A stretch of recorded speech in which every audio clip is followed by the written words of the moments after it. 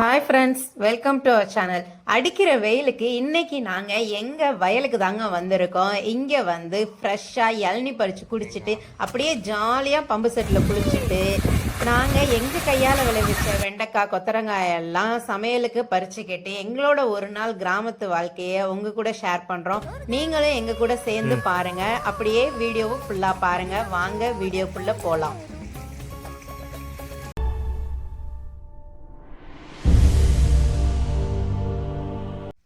First வந்தோடனே இளநி குடிக்கலான்ட்டு நானும் பாப்பாவும் முடிவு பண்ணி இளநி பறிக்க கிளம்பிட்டோம் என் தம்பியை கூட்டிகிட்டு.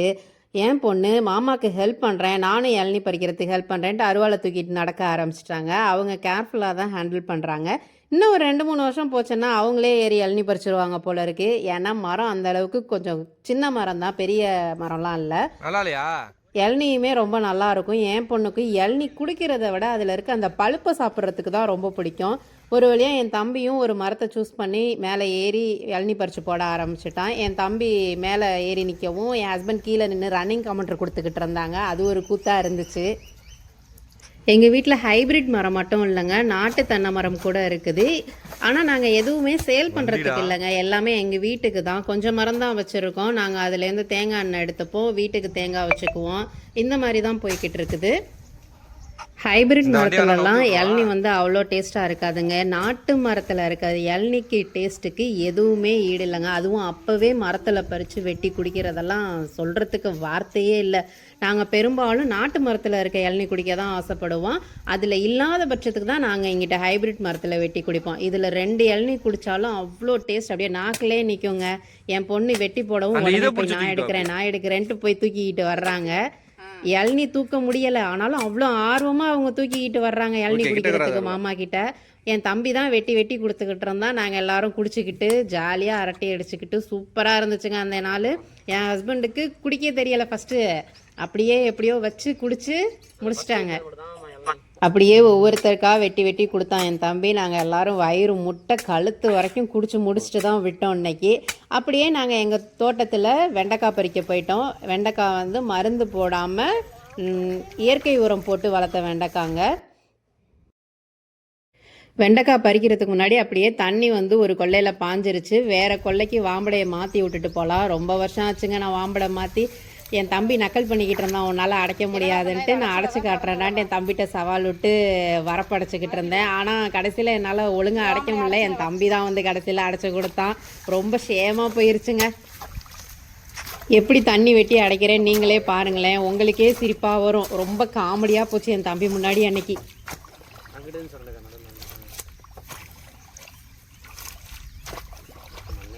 வரமாட்டேங்குறியா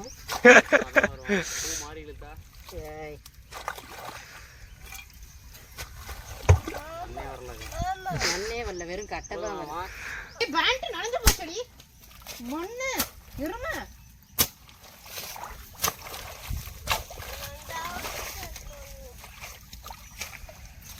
குளிச்சுட்டு மாத்திக்கலாம், வா இங்கிட்டு வா.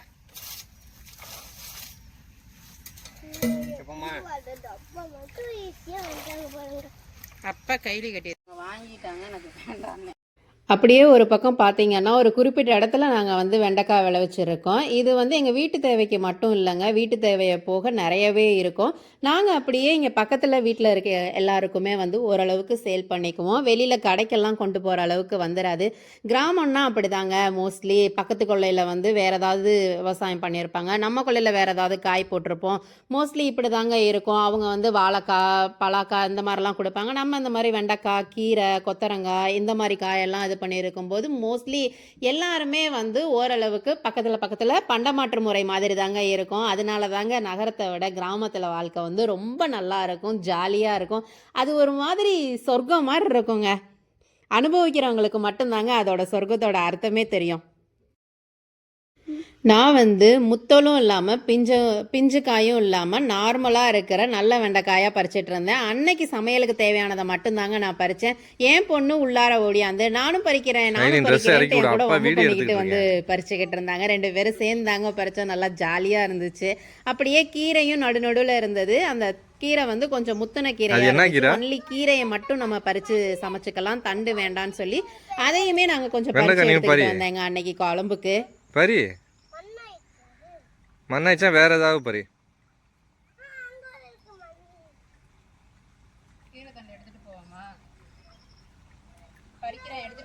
செடியை பிடிச்சி மடக்குறாடி.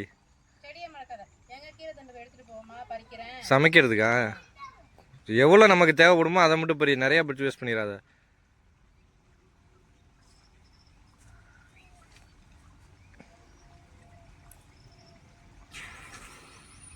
என்னடாச்சு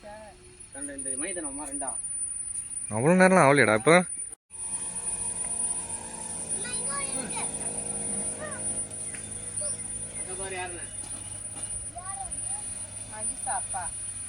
நீ பறிச்சுட்டு வாமா, 2 வெண்டைக்காய் பறிச்சுட்டு வா. பறிச்சுட்டு அப்பாட்ட வாங்க.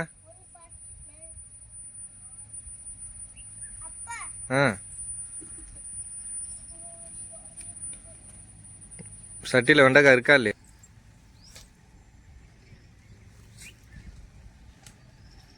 என்ன கீரை?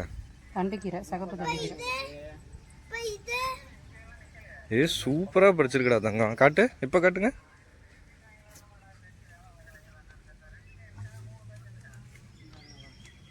சூப்பரா தங்கம். சாப்பிடுவியா? சாப்பிட மாட்டேன், அம்மாக்கெல்லாம் கொடுக்க போதும்ல. போதும். வெல்கம் டு வெண்டைக்காய். வேறு கீரை தண்டுக்கீரை அப்படியே இங்கே வாங்கலாம். பாருங்க இது வந்து காஞ்சு நெத்துக்கு வச்சிருக்கிறது. அப்படியே பாருங்க வாழை குத்தாரு. என்னம்மா அடி பாவி. இப்ப எங்க போற? அதுதான் அப்படியே பறி. செடியை உடைக்காம வெண்டைக்காவை மட்டும் பறி. வெண்டைக்காவை அப்படியே மடக்கு முழுசா. அது இல்லை, கீழே இருக்கு பாரு. அது அப்படியே உட. செடியை உடைச்சிடாத. அப்படியே கேட்காமி அப்பாட்ட அப்படியே இல்லை. அப்படியே கடி சாப்பிட்டு அப்படியே.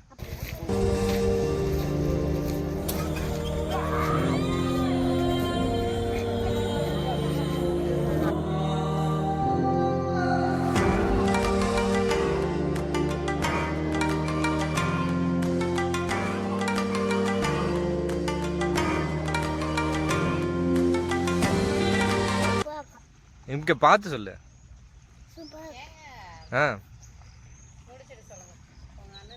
ஹாய் சொல்லு. ஹாய் சொல்லு சொல்லு. ஹாய். எனக்கு மரம் ஏற தெரியுமே.